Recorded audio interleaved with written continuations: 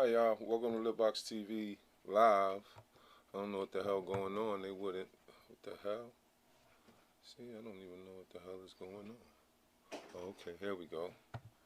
All right, I don't know. They was giving me a hard time going on live just now. I don't know, but welcome to LitBoxTV live. I'm Lordikim, and today,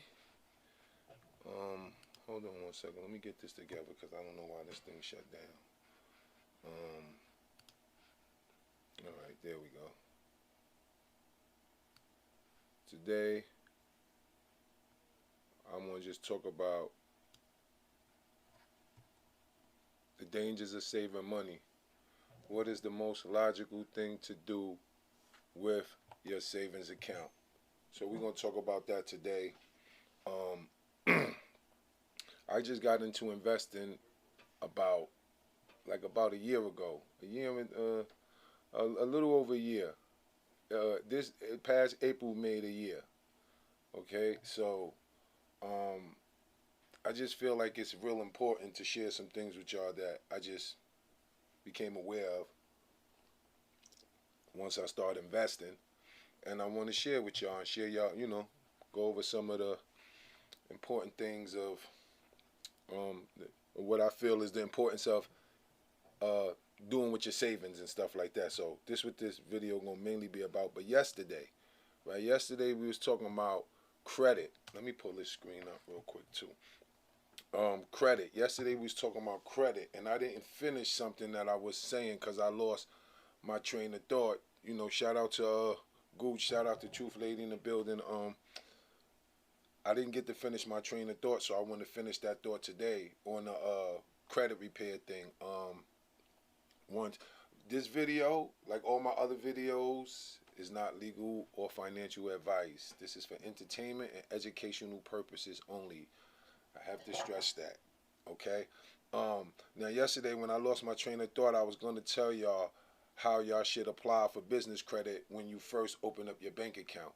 And the reason I was saying that, before I, got thrown off, the reason I was saying that is because when you apply for the business credit at the bank and you first open up that bank account, the banker told me that because you have no money in the bank, you don't really have no money in the bank, then they will run your credit based on projections.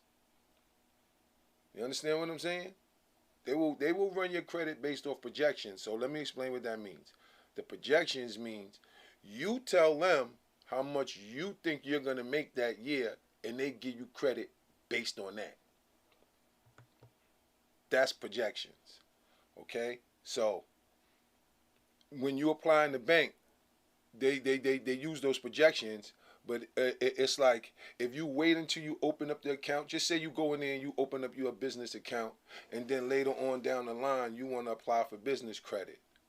Well, once that account is open, now when you apply for business credit, they're going to want to see your financial statements.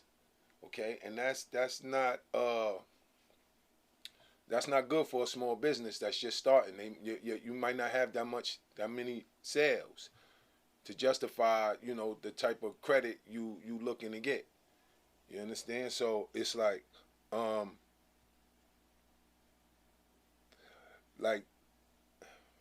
okay, let me see. If you wait until after you open the account to apply, then they will base their decision on your sales. And for a brand new business that may not have impressive sales, you stand a better chance of getting denied.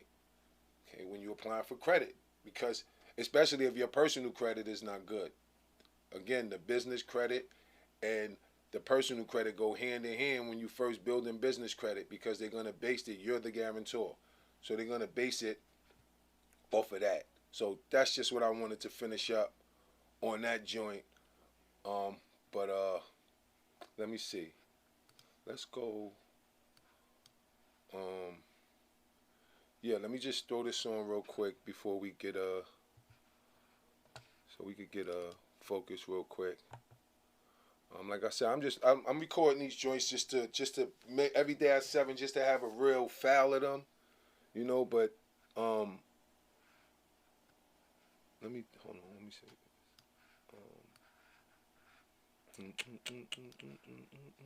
Oh yeah, here we go. All right, y'all. It's lit!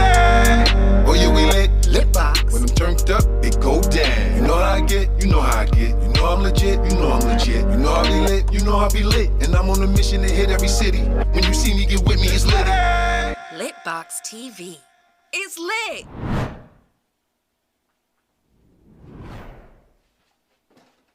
Alright, y'all. Y'all know what time it is. It's time to get focused out here. Let's get focused so we can start this show. What the hell going on? Let's get focused. Why y'all playing with the focus? Stop playing. Stop playing. Let's get focused. Why is it not focusing in? Hold on. Hold on 1 second. We got to figure out why we're not getting focused so we can start the show. But now I got a real good show for y'all today. This show right here. This is a real good one.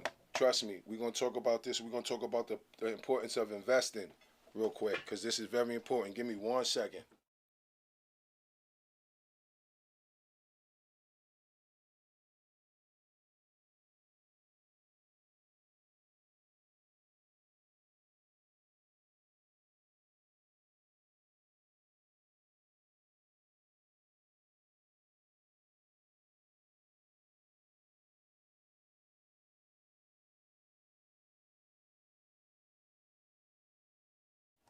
All right, y'all, pardon me. Yeah, we back. We focus. My bad, pardon me. Let me fix these damn headphones. I don't know what's going on today. It's just one of them days. But, yeah, we here. Oh, okay. Here we go. All right, there we go. Yeah, but, yeah, shout out to everybody in the building again. But, yeah, why I don't keep a lot of money in the bank. Let's talk about that. That's what this show is about. Why I don't keep a lot of money in the bank and have a lot of cash lying around. I used to have a lot of cash lying around. But I don't anymore, and there's a reason why.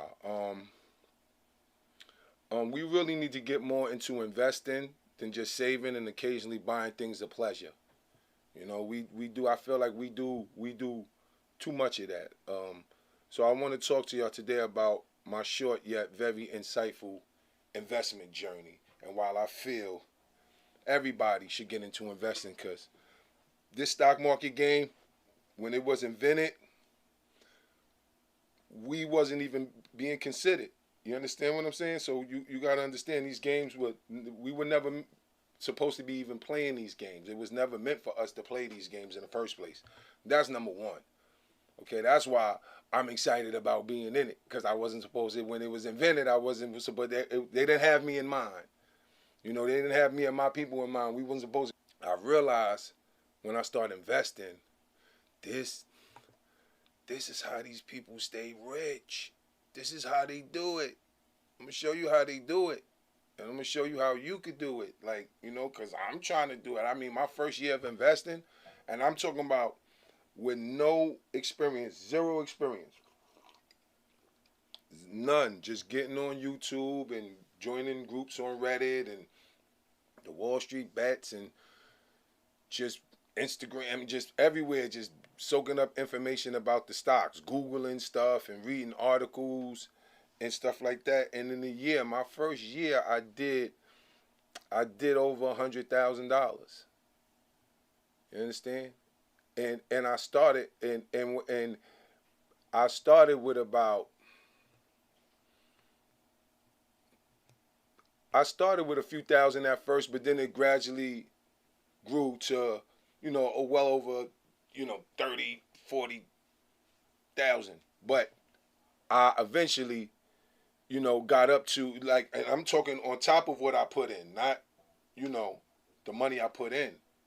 You understand? So it's a lot of money in investing when you understand the game and you know you learn it, and it's not hard to learn. It's not hard to look at a chart. Like, once I started, because somebody tried to tell me about stocks 20 years ago, I wasn't really paying attention because I was on a different type of time.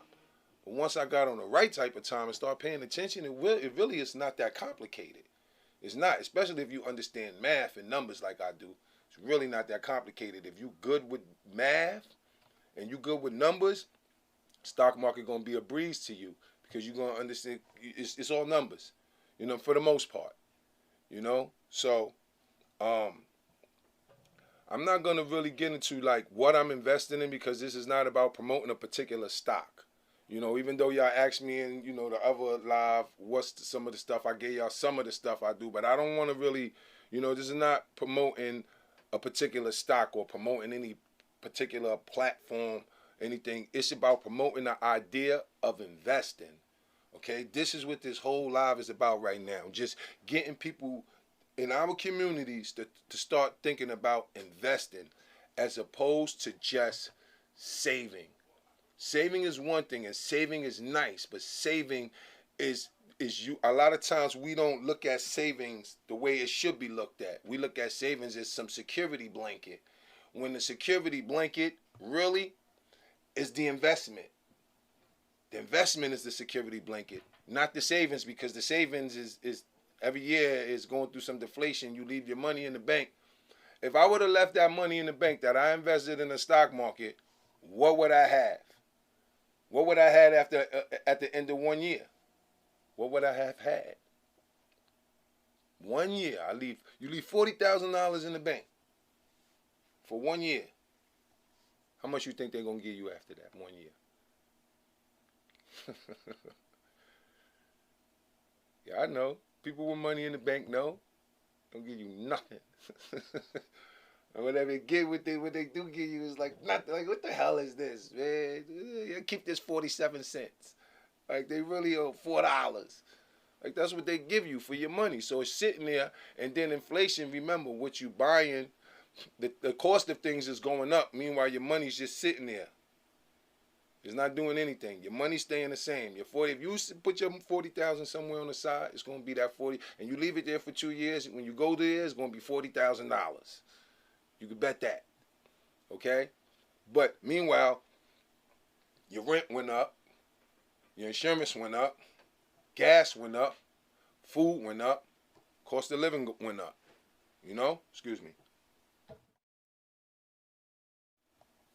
Right? So, it's about promoting the idea of taking the money you have right now, no matter how small the amount, and investing it. Because a lot of people think you need a lot of money to invest. You don't need a lot of money to invest. You don't. Like, look at the charts. Just go, when you get off this live, or when you finish watching this, go to any stock that you think you might want. You know, most people, you know, they want the Apple, and they want the Nike, or the Amazon, or the Tesla, or the, you know what I'm saying, or the AMC, and, you know, they want the popular stocks. But go look at those stocks and check the price of it 20 years ago. And now, to all my people who had $1,000 20 years ago, $500 20 years ago, you look at that and see what would have been now, and it keeps going. This game is not gonna just, you know, it has its ups and its downs, but it's not gonna stop. It's not gonna stop. So we might as well get in it and learn it, because these people are using this to create wealth, and so I'm gonna show you how they doing it, you know, and let me tell you why we need. And this is another thing. Like I said earlier, one look at the stock market and you can see how an investment 20 years ago in several different stocks would have changed your life today. That's an absolute fact, okay? And that's why, like, these meaningless conversations, I be trying to stay away from them, because although they get your blood flowing and it makes you, when you get excited and you, ooh, yeah, ha, ha, he said that and she said this, and ooh, at the end of the day, it don't lead into anything. It don't really lead into anything. And right now, it's like I'm going to get into it, but we need to cut out all that talk about a bunch of nothing and start going into think tanks together. Like, that's what we need to do. We don't need to really get together to talk about so much. Like, so much. Certain things, yes. Certain things warrant a meeting of the minds. Certain people. But, you know, men, we discuss ideas. We don't sit and talk about people all day. That's not what that's not what men do. That's not, you know, the pyramids wasn't built sitting around talking about people. Understand? Like, this stuff, we if we want to build something, then we got to sit around and start talking about building something, because we can't keep talking about the people who not building and why they ain't building, and why this one ain't do this, and why this. Let's just talk about building and then start building. So these are the type of conversations I want to have. Like, let me tell y'all a story real quick, and this is important to my my stock journey.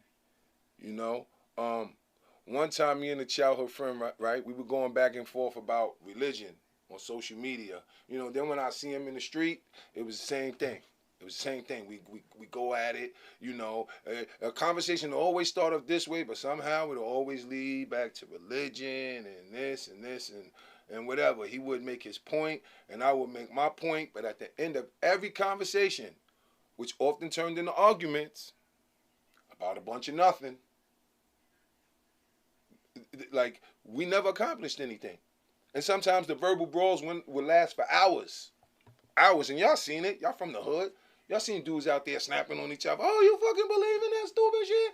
Oh, yeah, you're stupid. Yeah, I used to be one of them dudes out there. I'm not doing that no more. And I'm going to show you why I'm not doing that no more. I'm going to show you what we missed out on by doing that. Because I'm aware. I pay attention to shit. I'm not just in here like, I'm not trying to be high all day. Our dudes be high. Like, my kids ain't even know I smoked until they got older. Like, I'm not just trying to sit around and just be a zombie. You understand? So, yeah, we would sit around and do this. And, you know, I'm telling you this story because once I started investing, I learned something that changed every conversation between the two of us after that.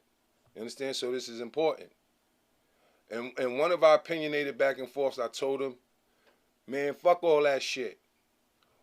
Fuck all that shit we can't prove. I told him, man, listen, fuck it. Fuck all that shit we can't prove. Let's stop talking about that. Let's stop talking about that. We should be talking about stocks or something that will create some constructive results. So I told him in one of our conversations about this religious stuff that nobody could prove. Right? So he says, I do mess with the stocks, and pulled out his phone and he showed me a text that some guy he know sent him about some stocks that was about to go up. Right? Now check it out. So when he showed me the stocks, I looked them up on the trading app. I pull out my app and I look up the stocks immediately. I go right to my app and I look at the stocks immediately. Right? I see that out of 8 of the stocks that this dude put my man up on, 6 of them went up in the past 3 months. But 3 of them went up 300, 400%. So in stock terms, just when you hear 300, 400%, that just means 3 times your money. If you hear, oh, it went up 500%, 5 times your money.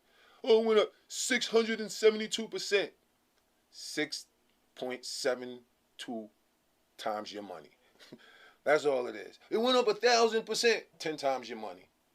That's all it is. So now y'all understand that. When you say, oh, that's really all that is.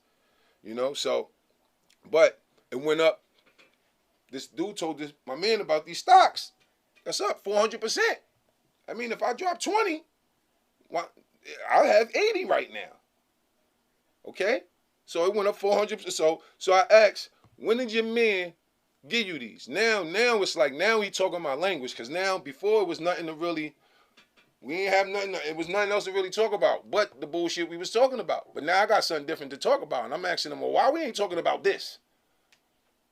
Why we ain't talking about this? Why we keep talking about, every time I see you, I know you a bright dude, and you know I'm intelligent, and you know, like, why we not sitting together and coming up? Why are we trying to challenge each other's know, like what we know, and come around like with this debating about nothing all the time? Why we doing that?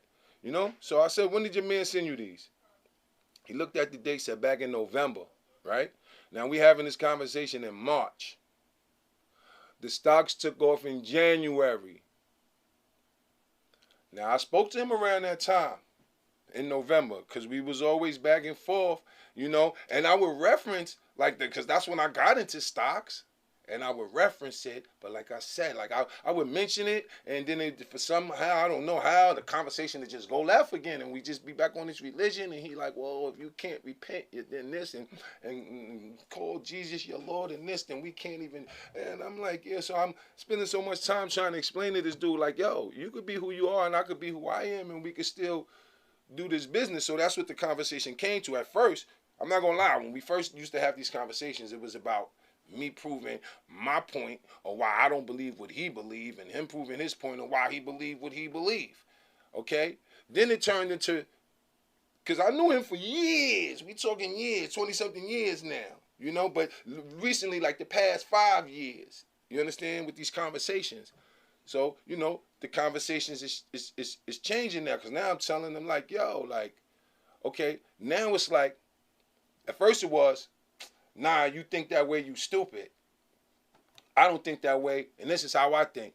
Now it's like, okay, you think that way, that's fine. You can think that way, that's fine.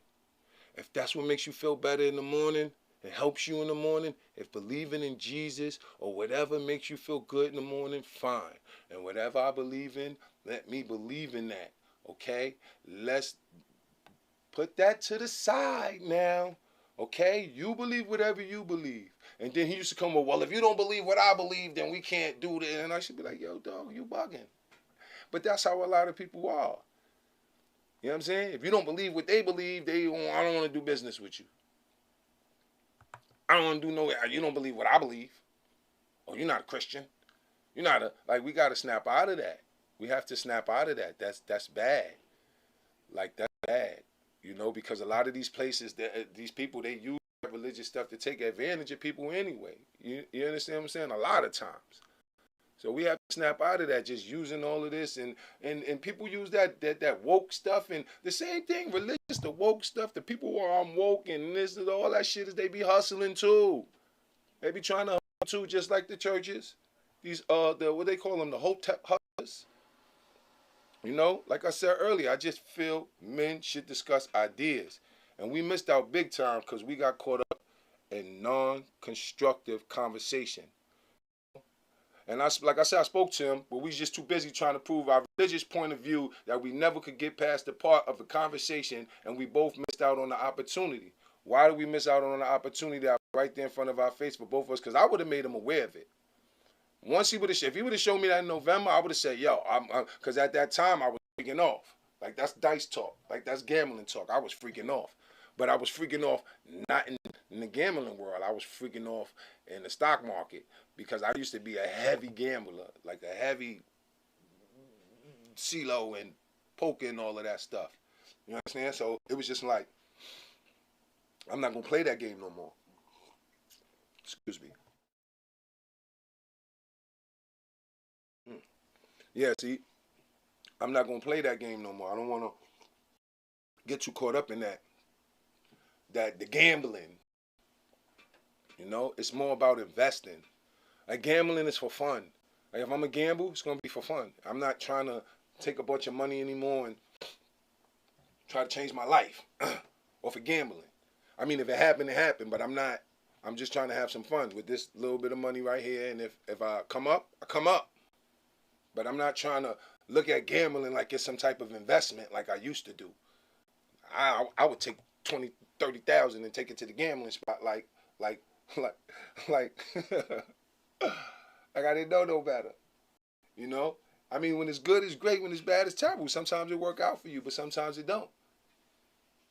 But this investing, and you can invest in like real estate. See, what these people are doing, before I get into the rest of this, what these rich people are doing, they going into the stock market, right? They getting their investments. They making their investments, and then they taking that money from, and then they investing in some more, and then they buying real estate, and then they put the rest of the money. They take their earnings, and then they go buy because you get taxed less. And like I said, this is financial advice. This is not legal advice. This is entertainment and educational purposes only. But the less you make, the less they take. So if you make it, but after you make it, you reinvested, then it's like you didn't make it. You didn't take it. You don't make it till you take it. A lot of people don't understand that. You don't make it until you take it, and they ain't gonna take nothing from you until they feel you make it. You understand? Really come for you. Once they feel you made some money, then they gonna come for some of that money. Well, once they feel you trying to take some of the money, then they gonna say, okay, now give us some of this money. But if you take the money, and then you take that money, and then you go buy some property or something with it, say you make $100,000, right? And you take that and you just put it in this, then they only could really tax you on your gains, like what you really gain. I reinvested it; it's still being invested, so they deal with it different. Talk to your accountant or somebody about that. But I know it's a bit different. Oh, I forgot. Let me turn this off. I don't even know why I got this sitting on. Yeah, like I said, I just believe men should discuss ideas, man. We should be out here discussing ideas, especially men that's behind in the race. Okay? Like, imagine trying to cross the finish line and you have to stop every few steps to argue with someone that's supposed to be on your team. Like, that's what we doing. We supposed to be focused on the crossing the finish line, getting, not even, but just doing the work to progress. Not necessarily even always crossing the finish line, because it ain't always about the finish line, but it's just about taking that next step. And how are we supposed to be progressing if we always sit and stopping to talk about a bunch of nothing? Like, we have to really, really snap out of that, because that's sitting around talking about nothing is for rich people. Like, I'm telling you, that sitting around and doing nothing is like for people who made it. If you made it, sit around and do nothing. But if you on your way, you trying to get there, don't be sitting around wasting time playing games, man. And having these useless conversations when you get off of work, or when you finish coming from school and you go on the block, and now you having this useless dialogue with people about nothing. Like, we gotta, like, I live down the block and it's a predominantly Jewish neighborhood, and on weekends you could see them. They in there learning, and you could see through the window. Like, I be in there, what they in there doing?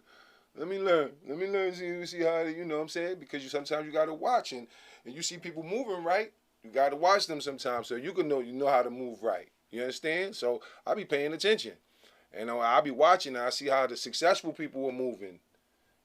How the people who's investing their money is really out here winning. Not the people saving their money. But it's like we supposed to be trying to figure out how to win the race, or at least be better competitors. We need to become, as black men, just men in general, just black men, we ourselves, everything, whatever females are doing or not doing, put all that aside. We need to be better competitors, and we can't be better competitors, if we in the locker room and we ain't even strategizing in the locker room. We just kicking a Willy Bobo in the locker room. We smoking blunts and drinking and chilling in the locker room. You think gonna happen when we get, like, we gotta get to the ball. We gotta, if we want to win. We acting like it's not a game out here. Like, it's not a game, but it is a game, and we gotta know how to play it. Because it's a game, but it's not a game, but it is a game. That's the ironic part of it. We supposed to be trying to at least be better competitors. At least that's the lowest. Be better competitors, but at top, trying to win at everything. Like when we playing sports and doing all that other stuff, we should be trying to win at life. That's the law of nature. That's how you survive in the jungle. As like, think about that. As strong as like these tigers are and stuff like that. Like, you can see a tiger, right? A tiger, if as strong as a tiger is, there's been times a tiger went hungry because its prey was too big to take down alone or by itself, and the tiger was alone. Like, I'm just not eat tonight because I need some help from the other tigers to do this. And if we in the land of just big things, there's not too much little things to eat, then we got to figure out how to do this. or we gonna starve. You understand? So it's a group effort. We gotta understand we in the jungle. We in the jungle. We gotta figure out how to navigate through the jungle. And part of that is investing. Investing is a big part. You know? And imagine the tigers fussing and debating about a bunch of nothing while knowing there's hunters on the way to take them down. Hey, like imagine the tigers is like, your mother. Look at your paws. Look at your tail. And they know, but they know that the hunters are coming. This hunter's coming, and y'all know that. But y'all want to stand there and snap on each other's paws. Like, come on, imagine that. They all be dead.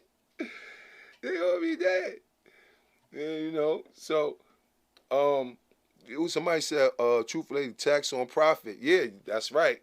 With the tax with the stocks, they tax the profit. So if you don't profit and you just reinvest, make smart reinvestments, then they really can't tax you but so much when it's a way around that. I'm not no accountant or nothing. Like I said, this ain't financial advice. It's just some of the things I know and I'm aware of. But like I said, when there's hunters coming to take them down, right? Imagine that. Imagine them fussing and there's hunters coming to take them down. And that's what happens to a lot of people in the system, right? They don't plan for it. And that's why they get caught up in the belly of the beast and is completely lost. Take time to focus on your occupational hazards. Now, what do I mean by that? Take time to focus on your occupational hazards. You must. Occupational hazard is if you are out there hustling, okay, and you taking penitentiary chances, or like they like to say, or as they like to say, throwing bricks at the penitentiary. If you're one of those people, then you need to really take time to focus on your occupational hazard. And part of focusing on occupational hazard is making sure you have some investments to fall back on. Okay, that's very important. That's very important. You got to think like that. And I brought this out today because this book right here, Kevin Child's book, The Crack Ever. I don't know if y'all could see it. Yeah, I don't know. It looked backwards on that screen, but hold on. Let me put it here. Yeah, The Crack Ever by Kevin Childs. Right? It's my man right here. He's an excellent dude. Great dude. Right? Even signed my book for me and all that. So shout out to, I don't know if y'all can see it, but yeah, shout out to Kevin Childs, right? He talks a great deal about that in his book, The Crack Era. In this book right here, this is a great book. This is a great read for anyone really interested to know how to move when you out there touching some real money. Like, you want to know how to move when you touching some real money. If you confused, then this book will help you with that, amongst other things. But it's really good at making you understand how somebody who was running around getting a lot of money was thinking at the time, and how that thinking saved his ass and gave him a leg to stand on when the shit came crumbling down and he came out of the rubble. You understand? And so it's a good book. It's a good book. It's a great book. I'm telling you, if you out there, see, this is the things I do. Like, when I was out there, like, I studied. Like, you out there, study. Study. If you, whatever you doing, study. I don't care what it is. Just study the consequences, or just study. Believe me. And invest. Because, it's a lot of dudes be out here touching some real money 1 minute, and then they be pop the next. Pop. Pop. Pop. You be pop the next minute. 1 minute you up, and the next minute you just pop. I know, because unfortunately and fortunately enough, I've been that dude who ran through some bread and made it back and ran through it again and made it back and ran through it again, but a few times. But you better believe this, at this stage in my life, with this mentality that I have, Won't be any more financial suicide going on over here. Like, that's what we have to stop doing. We have to stop committing financial suicide. That's what we're really doing. That's what we're really doing. We don't want to admit it. We don't want to kill our. We too afraid to kill ourselves, so we kill our pockets. I'm telling you, I'm telling you, it's financial suicide. We do it deliberately. It's deliberately done because we know better.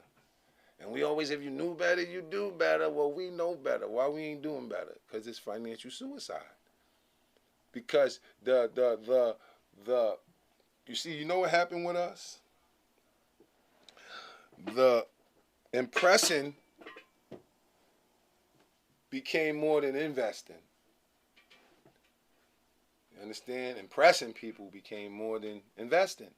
Became, you know, people don't want to invest. They want to impress. And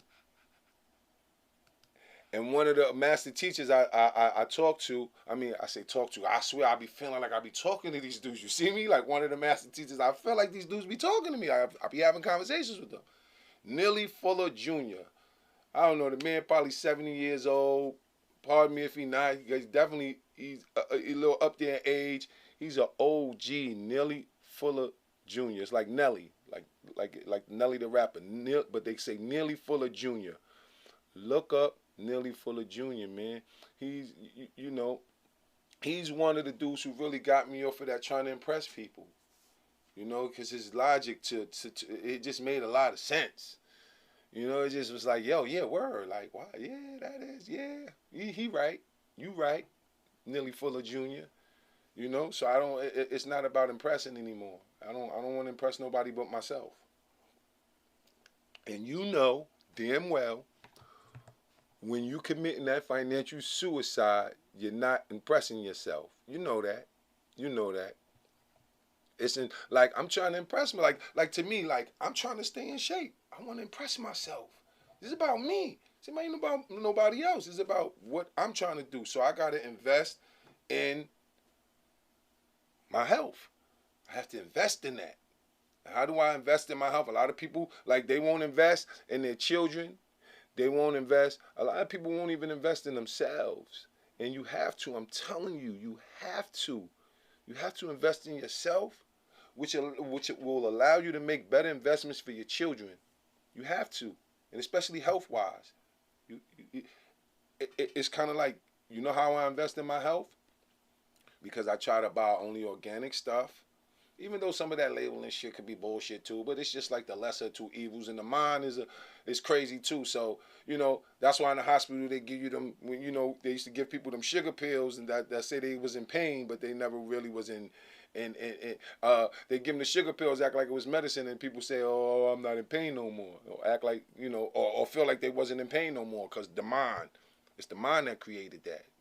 You understand? So once you understand that the mind creates, then you'll be able to just maneuver better and make some good investments and look at your health different. And because, and like, you have to, like, investing is not, it's not easy to do when you got a lot going on. You know, you got a lot going on. Like, invest, it's the same with like going to the gym. Investing in the gym is hard when you got a lot going on. Just, you got to be all over the place. You got kids, you got a relationship, you got a job, you got other things going on. So, you know, you can't really invest in the gym. It's hard. So you might have bills and stuff like that, and stuff to where you can't invest. But what I'm trying to tell you is, in this stock market thing here, a little bit goes a long way. And it's just like working out. A lot of people think you got to work out and you got to go crazy in the gym and you got to do all of this. You don't have to do that. It's just small things consistently. Small investments to yourself. Like I be trying, like don't, if you don't work out, Don't try to jump out the window and make a big investment in the gym and go in the gym and just, because then it'll burn you out, it'll tear you up, and you won't look forward to going back in there. You won't. It's like jumping in the stock market, not knowing nothing, and just throwing all your money in there. You take a big loss. Now you out of there. You might not want to play that game no more because you came in too hot. You know what I'm saying? You came in too hot. You can't come in too hot. When you're trying to diet, don't come in so hot. Don't be like, oh, I'm going to stop this and I'm going to stop lying to yourself. Stop coming in so hot. Acting like you're going to do that every stop. Just do small and small investments. After bankruptcy. Oh, okay. Can I speak on credit building after bankruptcy? Okay, credit building after bankruptcy. My mother filed bankruptcy, okay, years ago. I piggybacked off my mother's credit. That's how good my mother's credit is right now. So my point is, there's life after bankruptcy. Because my mother has A1 credit right now, after a bankruptcy. So it's the same concept as rebuilding. Remember, after the bankruptcy, you're rebuilding. But see, remember, one thing with the bankruptcy, this is what a lot of people don't understand about the bankruptcy. With the bankruptcy, let me see, with the bankruptcy, it's like a lot of those companies, once they clean you off their books, it's like they have no record that you even used to be in there. So say you got an account with this bank and they give you a credit card and you don't pay that credit card and then you filed for bankruptcy and now you like, okay, once that bankruptcy is clear, for the most part, and you know, not depending, like, once that's removed off your credit report, you go back to that same place and apply, and they won't be like, oh no, you was the one who filed bankruptcy. Like, they won't even know. They don't, because they sell the debt, and once they sell the debt, like I told you before, so if they books, I sold that. I don't care about that no more. Take the debt, the name, all that, get that off my books. They trying to balance their books. So if you got bankruptcy, yeah, you just gotta, you know, the secure credit card. You gotta get the secured credit card after bankruptcy. You could do some piggybacking. But like I said, if you're going through bankruptcy, most likely you are an adult. Unless your mama fucked your shit up at 7 and you trying to get right at.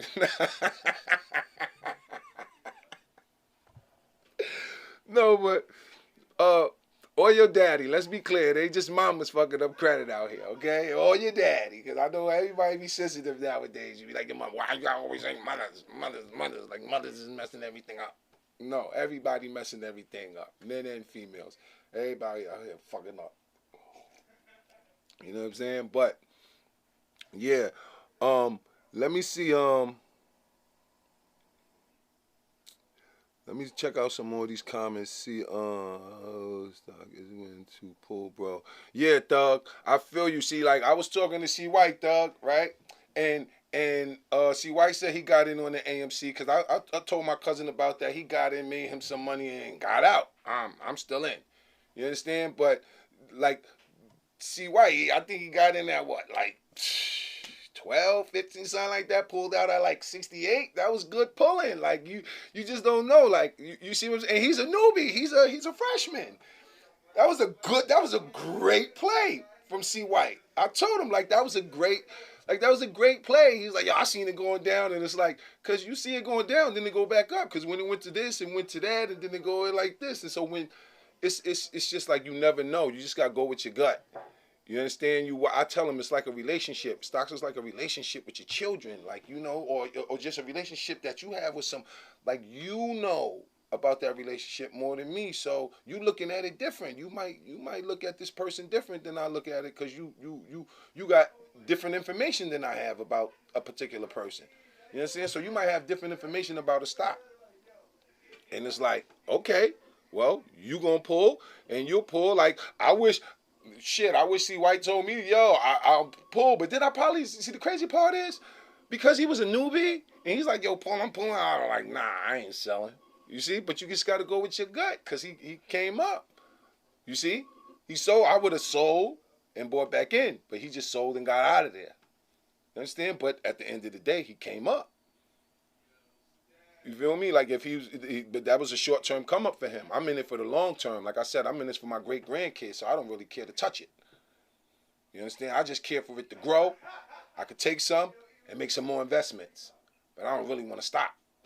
I'm not stopping. I'm not taking it out, because I see this is where these wealthy people live. This is where their money live. So I want my money to live there.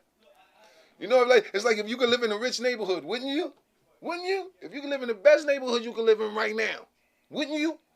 So if you could put your money in the best neighborhood, where your money got the best potential to grow and help you and help your family. It's not the bank. It's not the shoebox. It's none of that. It's the stock market. I'm telling you, it's the stock market. It's investing. It's investing. It's these man, these banks don't, you know, that's why I put the shoebox up there. You know, I know some of y'all shoebox warriors are out there. You know what I'm saying? That's why I put that there.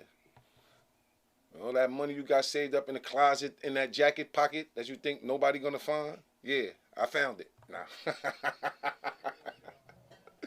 You know, take that. Like, it's doing you no good sitting there. It's not doing you any good sitting there.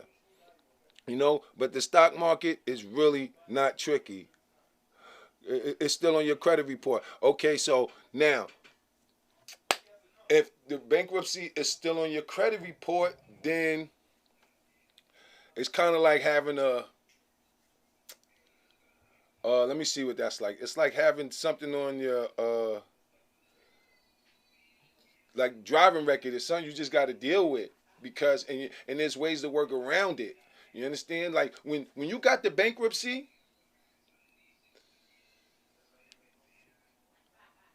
you could probably use them letters. See, me, I'm gonna try anything. And like, again, this is not legal advice, it's not financial advice, but me, I'm the letters. And I'm sorry, because I was just so busy today with this LitBox website and everything I got going on that I didn't get to post the letters. But I'm gonna post the letters. I would use them letters. I would send that shit into the creditors, Experian, Equifax, whatever. I don't know. I try everything. I don't care. You know? But I know when you got bankruptcy, you know what? I'm gonna this is what I'm gonna do. And I'll bring it up in another episode. It's crazy, because I'm going to see my mother later on today. When I sit down with my mother, I'm gonna ask her. I'm going to ask her, what happened? Because it's been years. It's been years. And I'm going to ask her, what was the process? How hard was it for you? And I'm going to sit down with her, and I'm going to take my notes, and that's what I'm going to do. I'm going to sit there and talk to Mama Love later on today. I'm going to take my notes, and it's crazy, because I got her password to her stuff, so I could go in there and really see, but I want to hear it out her mouth, because I want to see what she said, how she felt, and, you know, stuff like that, so I could bring y'all more information than just looking at her credit report, because that don't really tell a story, like her telling what she had to do, or, you know, how she got refused when she tried to apply for things and stuff like that. But I know right now, my mother's credit is A1, and I know she had a bankruptcy. That I know for a fact. So it is life after death, if that's what you want to know. How long? I'll look into that, and I'll really get back to you. But I think, like I said, there's ways. Let me tell you something. When I made, that's a good question, because yesterday, when we did the live, I had a list of things they don't really care about when all your other stuff is in order. Bankruptcy is one of them. Okay? They care, but they don't care. I know people who get cars, and they had 2 bankruptcies, and they got a car. Why they got a bankruptcy on the goddamn thing? You know what I'm saying? They're getting financed for a car with bankruptcy on a report. They probably getting in one of the shittiest deals ever, but they still getting what they need to get around. So, like it just depends. But I would say, just get the secure credit card. Get the secure credit card. If you got bankruptcy, get the secure credit card because they can't deny you that. They can't deny you that. And then once you make those immaculate payments that I was telling you about, like I make my payment history is immaculate. Once you get that, once you get good, a year and a half, 2 years of just making your payments. And then, see, the thing with the secure credit card is if you put $1,000 down at the end of the year, they gonna, some of them send you $1,000 back, but you probably really don't want that one. You want the one where they take the $1,000 you sent them and then put it on your credit limit. So now you got a $2,000 credit limit. And now it's not a secure credit card anymore after a year. It's just a regular credit card. That's when you really want to start building. You don't really want to start applying for shit because you got your little secure credit card now. You think you popping. Like, that's what we do. We think we popping, and now you get nope. And now you got these hard inquiries on your credit report because you think you think you back. And you ain't back yet. You on your way back. You're not back yet. You back once that secure credit card turns into a real credit card. After a year, or some of them is less than that. But then you back. Now you can start, going out there and acting like you trying to get a Discover card and all of that. But off the back is going to be, the Capital One. It's most likely going to be the Capital One card. You apply for that, they most likely going to give it to you, and they're going to give you a $300 limit, something like that. And that's if you apply without the secure credit card way, because you might, and don't really take those offers that you see on like Credit Karma and all of that. Oh, you got this amount of percent. It's all bull. They get paid every time you click that. It's clickbait. And they know you're not. They know you're not gonna get approved. They can look at your score and say, hell no, this person ain't getting approved. It's clickbait. So they send you the clickbait, and you click it. But like I said, before I get out of here, I want everybody to go check out my man book, Kevin Childs, The Crack Ever. This is a great book right here, man. And they got it in Audible for people, who like to listen. I listen to some books. I listen to 48 Laws of Power. I read the book, but I listened to that on audio book as well. He really did his thing with this project, with this book. Excuse me. He really did his thing. So shout out to Kevin Childs. Y'all check that out. Yeah, let me get into some more of these comments. Yeah, you own your home. Okay. Thank you so much. I did a small loan and a secured credit card. Okay, yeah, the small loan, again, with the loans, you want to do you want to take out a loan against yourself, like against your own money. So like if you got, that's another good one, right? If you got $3,000 in the bank, just sitting there, just say you got money in the bank sitting there. Go to the loan and get a secured loan. You understand? A secured loan. So now that secured loan, but see, you doing this, and what you're doing is it's like you're paying yourself to save money and build credit at the same time. Because this is how it works. If I got easy math, I like easy math. If I got $5,000 in the bank, and I go to the bank and say I want a secured loan for $5,000, they're gonna freeze my $5,000. So now this $5,000 that I got in there, they're gonna freeze it. Can't be touched, can't be used. And now I got a $5,000 balance, right? And every month I gotta make a payment. But every month I'm making that payment, I'm just saving money. It's my money. Because they use my loan, they use my $5 to loan me the $5. So it's a psychological thing. So now I'm paying, but I'm really not paying off a loan. I'm really just saving. But the trick, the reason you're doing that is to show that you could pay back a loan, because it's just like the credit card. You understand what I'm saying? So now because you paid back that secure loan, they know that you can make this amount of payments in that time with no problem, because you didn't even need your $5,000 to do it. You get what I'm saying? So you could do that, but you might want a different type of loan. It's not just a regular loan all the time. But, loans could be Loans are good too. You know, use the card. Don't you have to use the card for what? Yeah, you were talking about. Oh yeah, the letters I was talking about. Like I said, if you want them, y'all can just send an email to LitBoxTV@gmail.com. Just send it to LitBoxTV@gmail.com and put credit repair in the subject, and I'll just reply and attach it. You know, just order from Amazon. Don't you have to use the card? I don't know what that is. Don't even have my name. Where do we? Okay, hold on.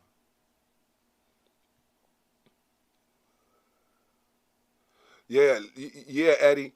Right? The naked stock, right? It got great potential. You see that? You looked at it, right? You did your due diligence, right? You know I'm not bugging. You know, So, see me in 5 years. This is we in it for the long term. I got all that instant gratification out of my system. And that's what this channel is about, trying to help y'all do that too, because life is beautiful when you get that instant gratification out of your system. I'm telling you, it really is. It really is. Word, it really, really is. Let me go up in here. Incident at one point to the Hebrew Israelite and my family refused to help me. Yeah, that's how it be. Sometimes people, if you first I got in an incident at one point, I gravitated to the Hebrew Israelite and my family refused to help me get physical and financial aid. Yeah, I mean it be like that sometimes. We let beliefs get in the way of the facts. And I learned to not do that because it's just a dangerous game. A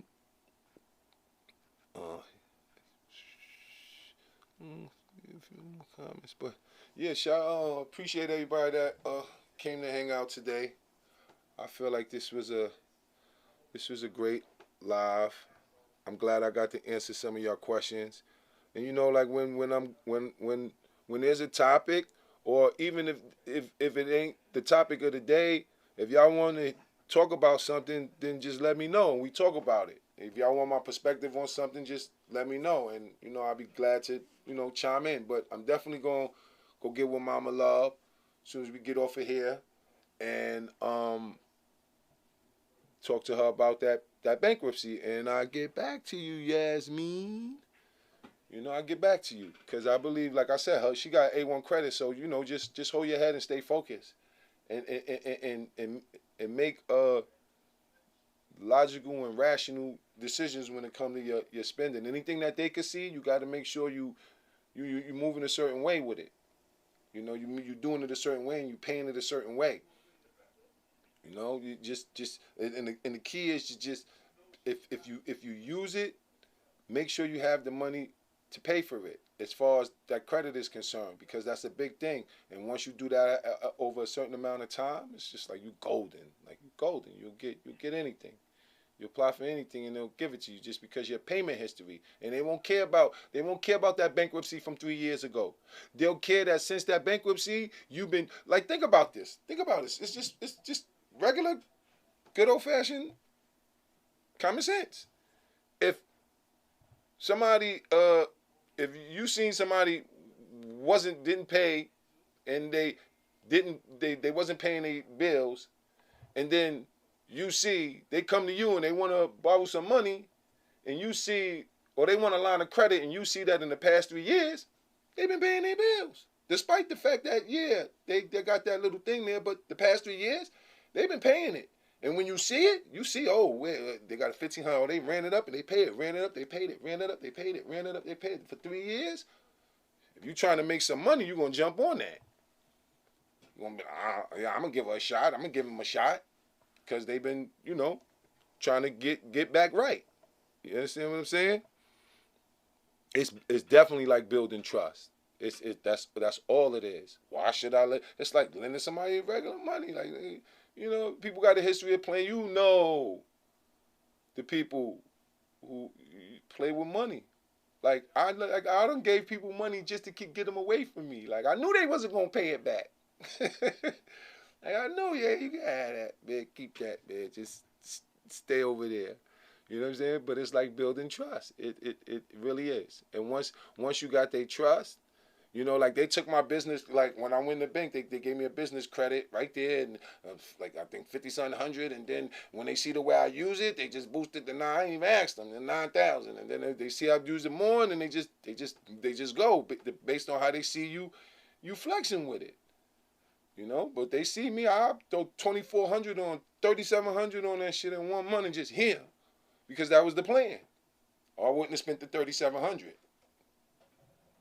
And then that credit card, like I'll use it and then won't use it, I'll use another one, and then I'll just, you know, go through them. But I make sure I pay this one. I don't like having 4 or 5 credit cards lingering with balances on them. You know, that's the debt to income ratio thing there. But we'll talk about that in another video. I gotta get out of here. I gotta go see Mama Love. But y'all stay tuned and stay blessed and stay good and all that good stuff. And I'll see y'all tomorrow. Peace. It's lit. Oh yeah, we lit. LitBox. When I'm turned up, it go down. You know how I get, you know how I get. You know I'm legit, you know I'm legit. You know I be lit, you know I be lit. And I'm on a mission to hit every city. When you see me, get with me, it's lit. LitBoxTV. It's lit.